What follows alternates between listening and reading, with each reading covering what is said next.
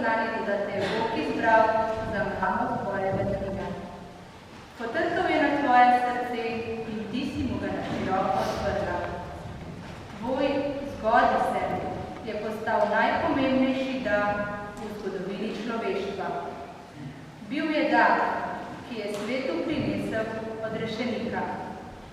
Tvoja pot v Betlehem je bila verjetno polna skrbi za otroka, ki si ga nosila pod srcem, polna negotovosti in težkih vprašanj.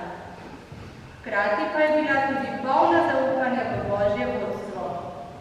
Ko si svojega sina rodila, je Bog prvič pokazal človeštvu svoj obraz. V njem se je zrcalil tudi tvoj ljubeč pogled. Zato, Marija, ti danes pojemo po vsem svetu v 100 jezikih.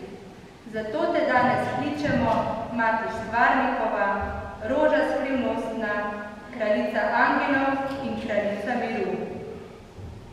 V tem večeru te želimo slaviti tudi vsi mi, ki smo se zbrali pred tvojim oltarjem. Naša srca so polna pesmi in molitev, ki jih želimo izliti pred teboj. Sedaj pa prisluhnimo še dvema skladbama v izvedbi mešanega cerkvenega pevskega zbora pod vodstvom Janeza Trevna.